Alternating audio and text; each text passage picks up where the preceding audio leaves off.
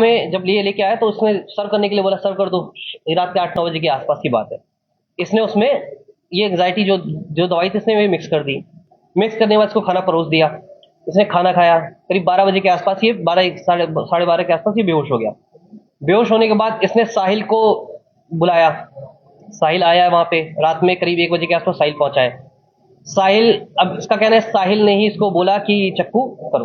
तो इन्होंने जो चक्कू वो लेके आई थी, ये चिकन वाला, वो चक्कू लिया। इसका कहना है साहिल ने बताया कैसे पकड़ना है, इसने पकड़ा है। और साहिल को इसने पहले ही बोला था वध करने के लिए, तो साहिल उस मोड में था कि उसका वध करना है। उसने कहा वध तभी होगा तेरे हाथों से होगा वध।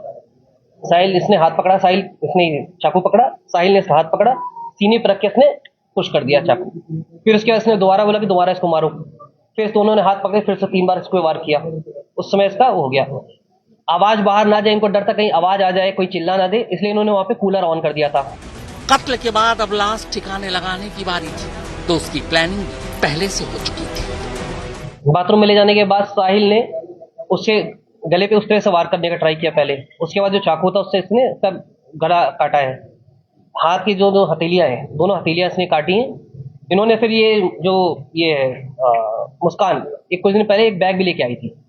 उस बैग में इन्होंने जो शव था, बॉडी जो थी, वो बॉडी बैग में रख के उन्होंने बेड में अंदर छुपा दी। उसके बाद ब्लीच इन्होंने ब्लिंकेट से ऑर्डर किया था। ब्लीच से पूरे घर 10 किलो के आसपास ब्लीच मंगवाया था। पूरे घर की सफाई की इन्होंने रात में ही।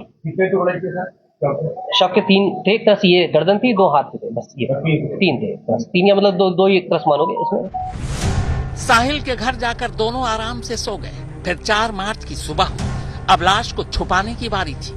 इसके लिए कुछ सामान खरीदना था। साहिल ने इसको बताया कि सजेस्ट किया कि तुम एक काम करो, सीमेंट, ड्रम और कुछ रेत खरीद लो। ये उस बात को लेके 9 बजे निकली है घर से। शाहजहां रोड पे इसने फिर कुछ सीमेंट की बोरियां खरीदी हैं। घंटा घर पे गई है, इसने परचेजिंग की है अपना इसकी ड्रम लेके नेक्स्ट डे रात 3 तारीख की रात की घटना हो गई। ये लोग गए 3 बजे रात में जाके सो गए। फिर 4 तारीख की सुबह को 9 बजे फिर से जाती है शारदा रोड पे। इसने शॉपिंग की, घंटा घर पे शॉपिंग की, शॉपिंग करके वापस आते हैं ये लोग। 3 बजे के आसपास आके दोनों ही अपना सीमेंट मिक्स करते हैं इसमें ड्रम को लेटाते हैं। उसके बाद जो धड़ मतलब ये सिर और ये हाथ था, ये वापस लेके आते हैं ये लोग। बॉडी को सरका के बेड से निकाल के इसको सरका के उसमें सरकाते हैं ड्रम के अंदर। ड्रम को खड़ा करते हैं, उसमें हाथ डालते हैं, उसके बाद उसको पैक कर देते हैं, सील पैक कर। अब ड्रम पैक हो चुका था। इसके आगे की प्लानिंग भी पहले से ही तय थी। लाश वाली ड्रम को कमरे में रखकर अब मुस्कान साहिल के साथ वादियों में घूमने जा रही थी। 4 मार्च की शाम को ही दोनों एक कैब बुक करते हैं और शिमला, मनाली और कसौल घूमने निकल जाते हैं। इन्होंने प्लानिंग कर रखी थी यहाँ से जाने की शिमला। तो शिमला, मनाली और ये कसौल का प्लानिंग की थी इन लोगों ने 10-12 दिन, ताकि लोग कहीं पता ना चले किसी को। कमरे में ये लोग ड्रम रख देते हैं, सीमेंट से पैक कर देते हैं, ताला मारते हैं। ये घर पे कॉल करते हैं, अपना बताते हैं कि मैं जा रही हूँ सौरभ के साथ। ये बताती है सौरभ के साथ मैं जा रही हूँ ये शिमला। मुस्कान अपने साथ कुल 84,000 रुपए लेकर निकली थी। 14 दिन बाद जब वो पैसे खत्म हो गए तब दोनों ने वापस मेरठ आने का फैसला किया। हालांकि एक दूसरी कहानी ये भी है कि पैसा खत्म होने के बाद मुस्कान सौरभ के अकाउंट से पैसे निकालना चाहती थी। पैसे निकल नहीं रहे थे तो उसने अपनी माँ को फोन किया। माँ ने कहा जब सौरभ तुम्हारे साथ ही घूमने गया तो पैसे की क्या जरूरत। इस पर मुस्कान अपनी माँ को बताती है कि उसने सौरभ को मार डाला है। तब माँ पहली बार पुलिस को ये सच्चाई बताती है और वो तारीख थी 18 मार्च। इसी के बाद 18 मार्च को पुलिस मुस्कान के घर पहुंचती है और फिर नीले रंग के इस ड्रम से सौरभ की सच्चाई बाहर आती है। तो ये तो रही कत्ल की कहानी, पर कत्ल की इस कहानी से कहीं ज्यादा सनसनीखेज है कत्ल की प्लानिंग और मुस्कान और साहिल के इश्क की कहानी। तो पहले इश्क की कहानी। मुस्कान की बेटी प्ले स्कूल में पढ़ती है। बेटी को स्कूल लाने ले जाने के दौरान ही मुस्कान की मुलाकात साहिल से हुई। सौरभ चूंकि ज्यादातर बाहर रहता था और मुस्कान अकेली, तो जल्दी दोस्ती प्यार में बदल गई। घर में कोई था नहीं तो दोनों जब तक घर में ही मिल लेते थे। जो इसकी पत्नी थी उसका संबंध साहिल के साथ हुआ इस बीच में। 2019 में इनके कॉमन फ्रेंड था, उसको पता चला उसकी शादी हो गई मुस्कान की, तो इन्होंने इसमें पुराने एक स्कूल ग्रुप में जोड़ दिया।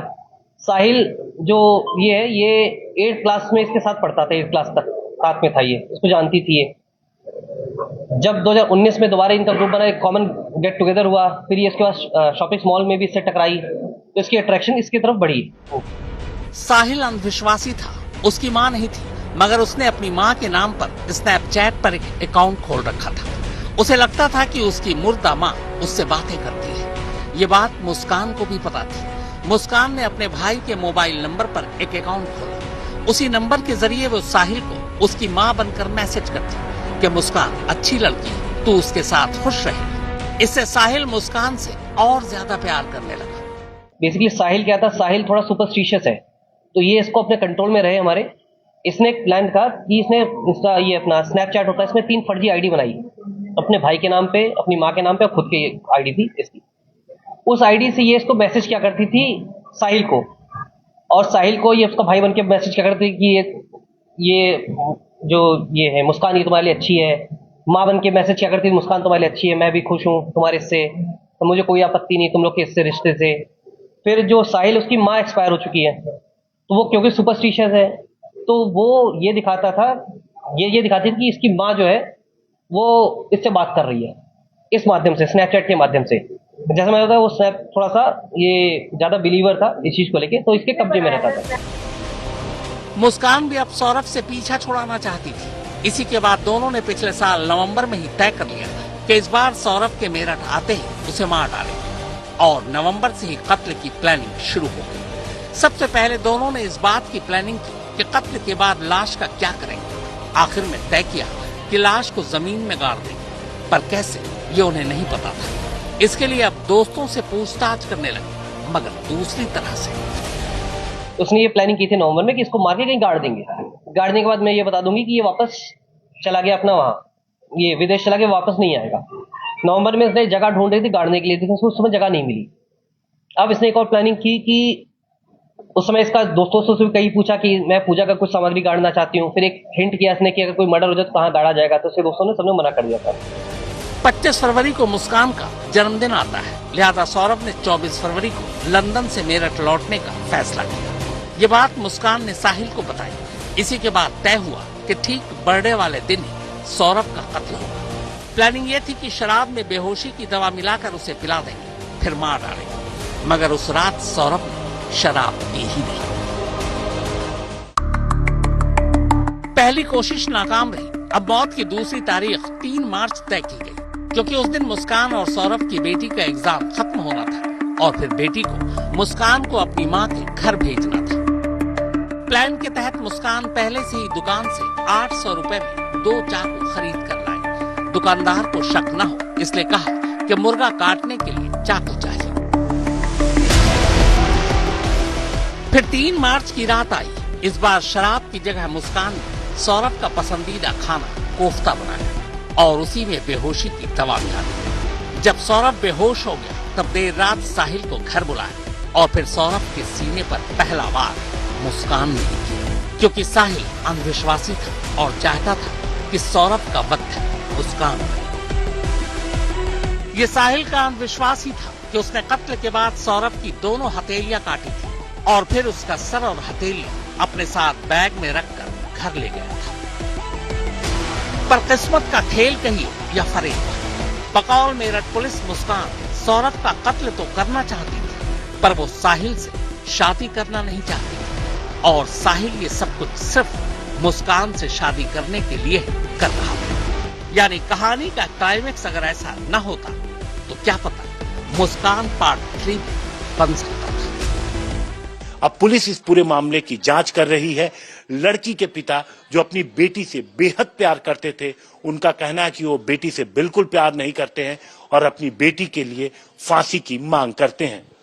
कैमरामैन कुंज बिहारी और उस्मान चौधरी के साथ हिमांशु मिश्रा, मेरठ, आज तक। वो मुस्कान के माँ बाप ही थे जिन्होंने सबसे पहले इस कत्ल की जानकारी पुलिस को दी। मुस्कान के माँ बाप अब मुस्कान के लिए फांसी की मांग कर रहे हैं।